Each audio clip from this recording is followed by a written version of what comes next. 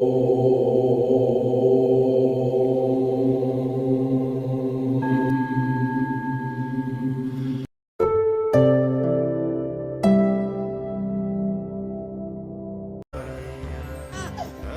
कृष्णा।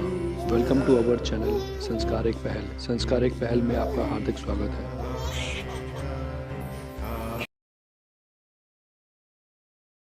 हरे कृष्णा। आप सब कैसे हो? हम आशा करते हैं कि आप सब बहुत अच्छे और स्वस्थ होंगे।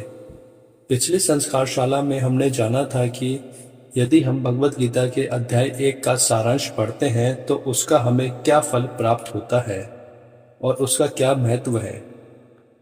आज की संस्कारशाला में हम अध्याय 2 के अध्ययन का फल जानेंगे कि उसे पढ़ने से, उसका अध्ययन करने से हमें क्या लाभ मिलता है। तो चलिए अध्ययन आरंभ करते हैं। अध्याय 2, सांख्य योग। पुराने समय में पुरदर नामक शहर में देव शर्मा नामक एक ब्राह्मण रहता था। उसने कई यज्ञ किए, अतिथि की पूजा की, परंतु उसे शांति नहीं मिली, आत्मज्ञान भी नहीं मिला। इसलिए वह बड़ा चिंतित हो गया। एक दिन एक साधु उसके घर पर आया। साधु से अपने मन की बात कहकर उसने निवेदन किया कि आत्मज्ञान का उपाय बतावें। तब साधु ने उसे सोपुर नगर के मित्रवान नामक एक ग्वाले के पास भेजा। मित्रवान ने देव शर्मा से कहा कि मैं एक दिन जंगल में बकरियां चराने गया। वहां अचानक एक बाघ आ गया। उसे देखकर बकरियां और मैं सब जहां तहां तितर बितर हो भाग निकले। पर पता नहीं उस स्थल का महत्व क्या था। हमारी एक बकरी एवं वह बाघ दोनों स्नेह से हंस मिलकर घूमने लगे। मुझे बड़ा ही आश्चर्य हुआ। इसका कारण जानने की अभिलाषा हुई। एक संत पुरुष वहीं पर रहते थे। उनसे मालूम हुआ कि उस जगह पर राग द्वेष की कोई जगह नहीं थी, वहां केवल प्रेम ही प्रेम था।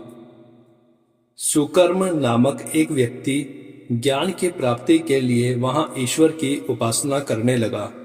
एक दिन एक अतिथि उसके पास आया।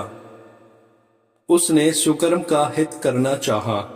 उसने गीता का दूसरा अध्याय एक शिला फलक पर लिख दिया और कहा कि इसका पाठ नित्य दिन करते रहो। इसके बाद वह अतिथि वहां से चला गया। सुकर्म गीता के द्वितीय अध्याय का पारायण बड़ी ही भक्ति और श्रद्धा से करने लगा। धीरे धीरे उसका हृदय निर्मल हो गया। उसमें आत्मज्ञान का उदय हुआ। वह जहां कदम रखता वहां पावनता आ जाती। वह स्थल पावन हो जाता। वह स्थल राग द्वेष रहित हो जाता। मैं भी तुरंत उस शिला फलक के पास जाकर गीता के दूसरे अध्याय का पाठ करने लगा। मैंने भी आत्मज्ञान का अनुभव पाया। तुम भी गीता का पाठ करो।